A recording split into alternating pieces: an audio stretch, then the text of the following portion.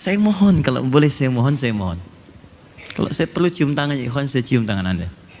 Dengarkan baik-baik. Jika ada kesempatannya, jangan tinggalkan karena tidak mudah untuk mendapatkan ini lagi. Puasa di waktu yang bersamaan dengan wukuf orang yang di Arafah, momentumnya maksudnya. Ya, jadi waktunya tanggal 9 ditunjukkan dengan kata yaum. Yang dikerjakan di tanggal 9 itu seperti orang wukuf. Jadi bedanya puasa Arafah dengan puasa biasa bukan sekedar nahan lapar dan haus. Mohon izin ya, bukan sekedar menahan lapar dan haus. Kalau sekedar menahan lapar dan haus, Anda nggak usah nunggu Arafah. Senin puasa, Kamis puasa, Ayyamul Bid puasa. Maaf, puasa Daud silahkan, tapi Arafah tidak. Bismillah. Amalan apa yang dikerjakan di awal bulan Dzulhijjah sehingga mendapatkan dua keutamaan? Satu, dicintai oleh Allah. Yang kedua, amalan itu naik status menjadi amalan senilai dengan jihad fi sabilillah. Teman-teman tolong buka dulu Quran surah ketiga Ali Imran ayat 31. Ada ayatnya? Qul in kuntum tuhibbunallaha fattabi'uni yuhibbukumullahu wa yaghfir lakum dzunubakum. Ada ayatnya? Oke. Sekarang fokus, lihat baik-baik. Qul, katakan Muhammad sallallahu alaihi wasallam, in kuntum tuhibbunallaha, jika kalian semua, maksudnya umat Nabi Muhammad, hamba-hamba Allah, serius mencintai Allah, fattabi'uni, maka buktikan cinta itu kepada Allah dengan cara mengikuti petunjuk Nabi. Dikata Allah, kalau kalian mencintaiku, ini aku kasih cara bagaimana mencintaiku.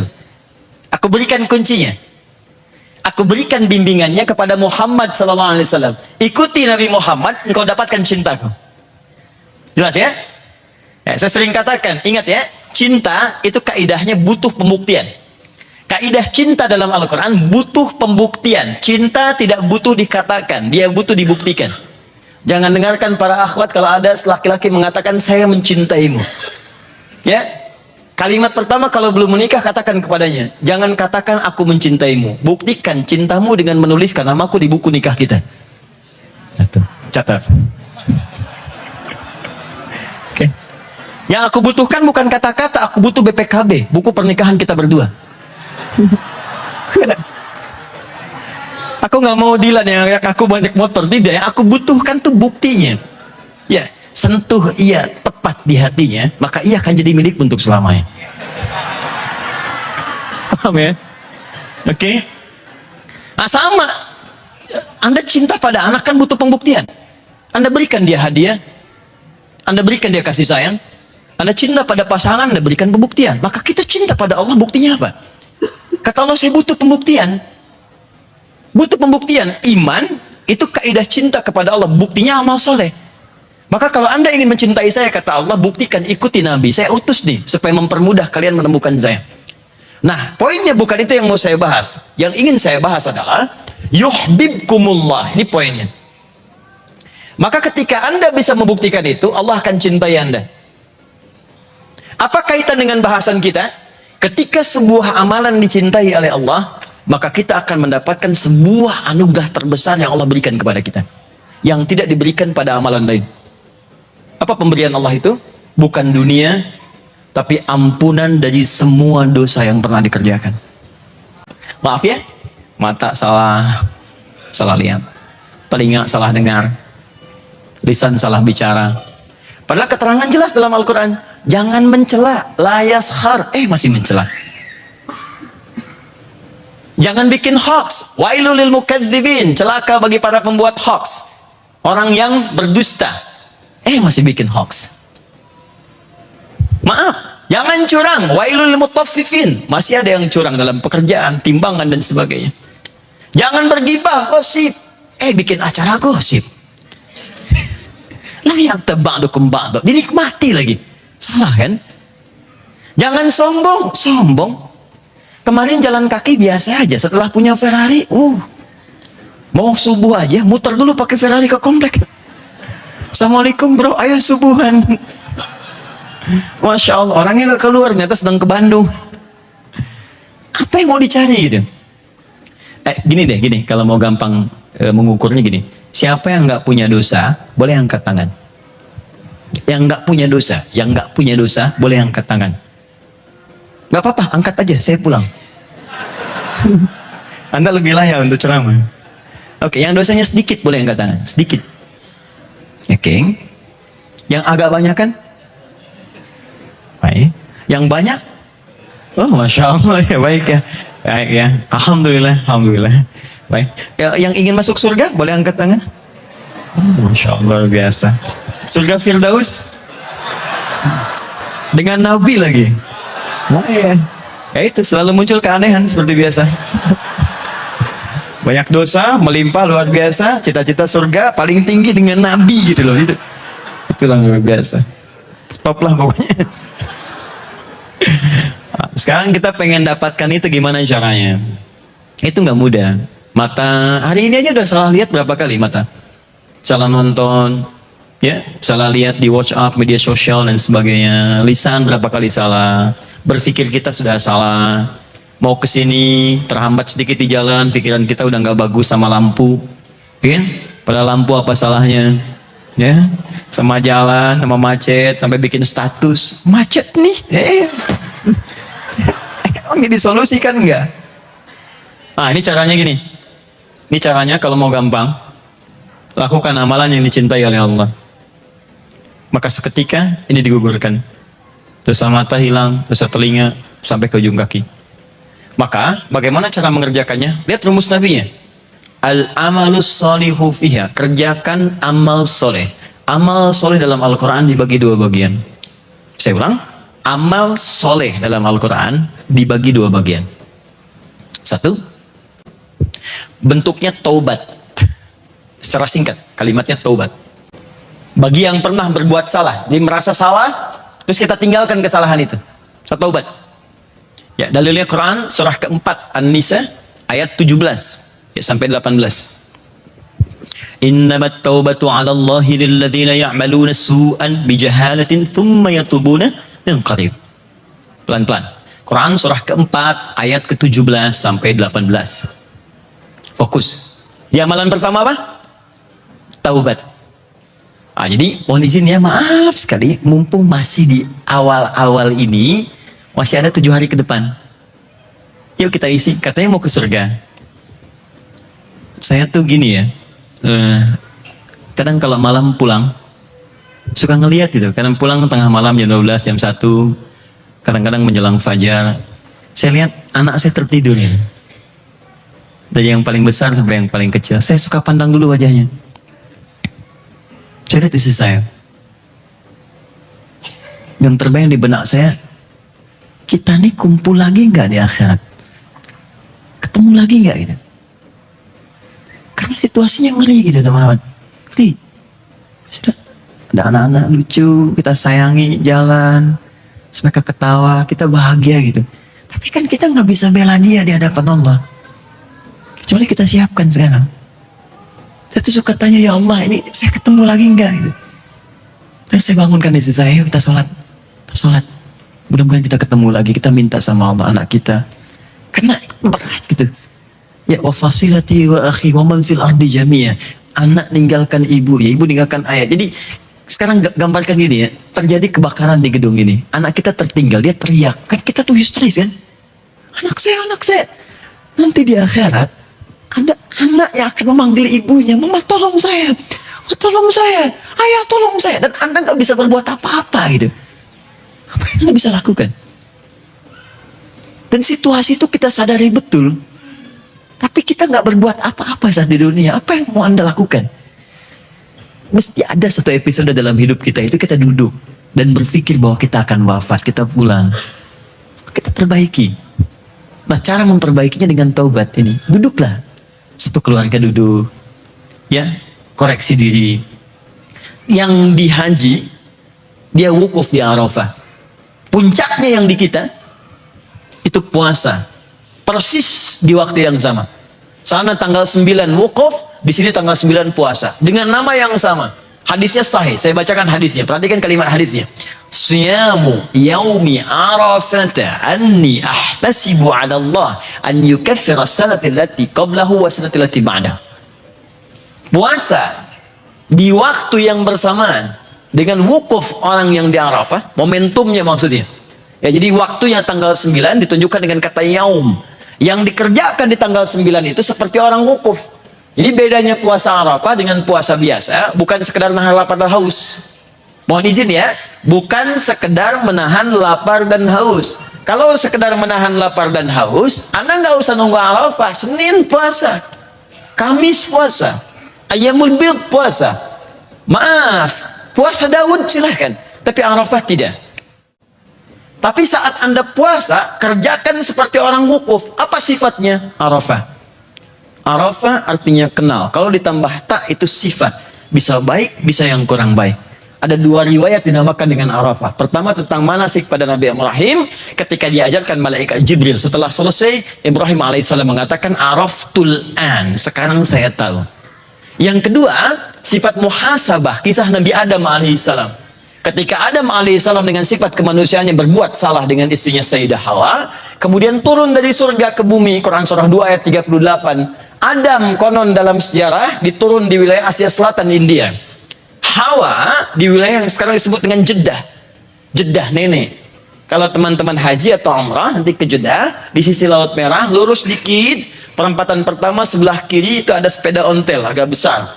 Kemudian lurus lagi, sebelah perempatan kanan, kiri lurus, sebelah kanannya persis nyebrang dikit, itu ada bangunan batu bata yang tidak sempurna, warnanya coklat marun, merah marun. Itu di situ tulisannya Makbarah Sayyidah Hawa, kuburannya Sayyidah Hawa. Baik ya, kata sejarawan bukan kuburan, tapi itu Hawa pertama diturunkan di situ. Jadi Hawa turun di Jeddah, Adam turunnya di India, kedua berkelana mencari. Sampai satu titik setelah berpetualang itu, dari jauh ternampak seperti kelihatan. Ini saya kayaknya kenal nih, kalau bahasa kita. Yang kata Hawa, iya kayaknya saya tahu nih. Ya pantas tahu karena di bumi cuma ada dua orang pada saat itu, nggak ada yang lain. Adam dengan Hawa, yang lain belum ada. Belum ada Tengku Wisnu, belum ada Syirin, baru ada Adam dengan Hawa. Baik, diturun tuh. Ya, begitu kelihatan, merapat keduanya. Datang, naik ke bukit. Dalam bahasa Arab sebut Jabal. Begitu nampak, maka keluarlah puncak sayang yang dalam itu. Rasa kasih, perhatian yang sangat dalam bahasa Arab disebut dengan rahmah namanya. Karena itu perempuan punya rahim. Karena di dalam rahim itu ada sosok yang sangat dikasihi dengan sayang yang sangat dalam. Dia rela menderita sulit miring kanan kiri, yang penting sayang itu tetap ada. Adek yang baik ya, jaga ya, sabar, lahiran lancar, disayang-sayang pada sakit. Quran surah 7 ayat 189. Rahmah. Maka naiklah ke atas sampai sekarang disebut Jabal Rahmah. Nah, saat bertemu itu, keduanya bertemu, mereka sadar kita pernah berbuat salah, makanya mengoreksi diri di situ. Yang tadi turun Quran surah ke-7 ayat 26 tadi. Jangan sampai terjadi lagi begini. Sampaikan pada anak cucu kita, disampaikan semuanya. Maka disebutlah tempat itu mengenal, disebut dengan Arafah. Kenal sifat kekurangan atau kelebihan, tambah tak di ujungnya Arafah. Kalau banyak yang dikenal, tambah alif dan tak. Arafat. Mana yang kedua? Ketika kenal kekurangan, maka kita akan mengenal Allah untuk bertobat. Ma'rifatullah. Kenal diri kita, ma'rifatul insan. Nah, ini turunan katanya demikian. Maka setelah selesai itu, muncullah kalimat tadi. Nah, saat puasa tanggal 9 Dzulhijjah, kalimat itu dimunculkan, Siyam Yaum Arafah. Jadi kalau puasa di hari Arafah, jangan sekedar tahan lapar dan haus. Kalau cuma begini, di waktu lain pun sama. Kata Nabi, puasalah Anda sambil melakukan amalan orang wukuf di Arafah, yaitu introspeksi diri. Nanti tanggal 9 ya, mohon izin ya. Begitu Anda puasa, coba yang pernah kerja, berangkat, sambil berangkat, coba dicek. Barangkali Anda pernah melalui satu jalan, pernah maksiat di situ. Pernah duduk di meja sendirian di kantor, pernah berbuat salah. Ada kisah nyata, ini nyata, bukan rekayasa, ini kisah nyata. Ada seorang alim, syekh, sangat soleh. Dia punya murid-murid, punya santri. Sedang jalan, akan mengajar. Tiba-tiba di perjalanan dia jatuh pingsan. Muridnya kaget. Karena nggak pernah syekh itu pingsan di jalan. Begitu pingsan, ditunggu, kemudian bangun. Saat bangun ditanya, Syekh, 5 yang ada. Kenapa Anda bisa pingsan begini? Perhatikan jawabannya. Wallahi laqad tadhakkartu bi anni 'asiyan huna. Saya pernah ingat ketika lewat sini, saya pernah bermaksiat di sini. Saya ingat. Saya takut ketika lewat sini, ingat kejadian itu, takut belum diampuni oleh Allah. Karena ketika seseorang itu bermaksiat di satu tempat, lisannya akan dikunci, tempat itu yang bicara. Awas, hati-hati ya. Kita hafal ayatnya. Idza zulzilatil ardu zil. Jika bumi sudah digoncang dengan sekuat-kuatnya. Teman-teman, kalau kalimat zilzal disebutkan sekali, idza zulzilatil ardu, itu artinya yang bangunan tinggi runtuh ke bawah. Tapi kalau disebutkan 2 kali, baik dengan kata bendanya noun atau kata kerjanya verb fi'il, itu artinya yang di bawah naik ke atas semua. Perhatikan, kata Allah, nanti akan tiba waktu saya hadirkan gempa, bukan sekedar menghancurkan yang tinggi turun ke bawah. Kalau semua orang sudah abai dengan yang tinggi itu hancur ke bawah, saya akan datangkan yang bawah naik semua ke atas. Ini kasih 7,4 aja, itu sudah lupa dengan dunia. Dia kumpulkan harta paling banyaknya untuk membangun rumahnya yang mewah, kendaraannya yang banyak. Terus mohon maaf ya, tempat kerja gedung yang tinggi pencakar langit yang dia saat masuk pertama kali dia selfie di situ, dia abadikan, dia katakan aku diterima kerja di sini. Itu ditinggalkan, dia nggak peduli. Dia keluar. Ini baru gempa kecil, Anda sudah nggak peduli dengan dunia. Dan sudah nggak sadar teman, nggak ada yang ngajak teman, keluar aja semua. Bagaimana ketika yang dihadirkan 74 skala Richter? Semua naik ke atas. Wa akhrajatil ardu athqalaha. Anda sudah nggak ada pusing lagi, memikirkan dunia nggak ada. Tapi selesai. Selesai Anda. Di Allah tuh cuma kadang tegur kita dengan skala kecil. Kita ingat nggak itu sama Tuhan? Kita ini wafat. Dan fitrah kita mengatakan itu, kamu keluar loh, tinggalkan. Yang paling berharga itu diri kita, amal kita. Kalau pulang nggak ada amal, apa yang mau kita bawa? Makanya taubat. Ayo kerjakan amalan ini, taubat. Duduk dengan istri. Ya, kalau bisa begini, saya kasih amalan satu yang penting, rahasia. Saat Anda amalkan ini, sekeluarga diampuni. Ini rahasia ya, di antara kita saja ya. Quran surah ke-51 ayat 18, paling kanan di pertengahan. Quran surah ke-51 ayat 18, diamalkan setelah tahajud. Allahu Akbar, astagfirullah. Sudah? Diamalkan setelah tahajud ya. Saya baca dari ayat 15-nya supaya berurut. Innal muttaqina fi jannati wa 'uyun. Sungguh ada bagi sebagian dari orang takwa yang akan tinggal di taman surga. Akhidhina ma atahum rabbuhum. Dia akan mendapatkan kenikmatan langsung diberikan oleh Rabbnya Allah. Ya, awas hati-hati. Innahum kanu qabla dzalika muhsinin. Orang ini saat di dunia banyak beramal dengan ihsan. Ihsan itu dikerjakan karena Allah, seakan-akan diawasi oleh Allah. Apa amalannya saat di dunia? Perhatikan amalan malamnya. Kanu qalila minal laili ma yahja'un. Orang ini kalau malam sedikit tidurnya, dia bangun salat tahajud, dia tunaikan mendekat kepada Allah. Nah, ayat 18-nya, perhatikan baik-baik. Wa bil ashari hum yastaghfirun. Dan di waktu sahar, sesaat sebelum fajar, dia banyak beristighfar kepada Allah, minta ampun. Dan kalimatnya hum. Hum itu bentuk jama, huwa, huma, hum, 1, 2, banyak. Hum, mereka. Jadi kenapa tidak Anda coba ini?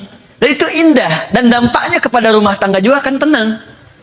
Di saat menjelang fajar, setelah tahajud bareng, ya suami jadi imam, istri jadi makmum dengan anak-anak, bangun kita. Setelah itu jangan biarkan berhenti di situ, tidak. Sentuh dengan keindahan yang paling dalam, dengan kata-kata kita yang paling indah. Ya, kumpul dengan istri kumpul dengan suami, duduk satu ruangan, mulai keluarkan kalimat itu.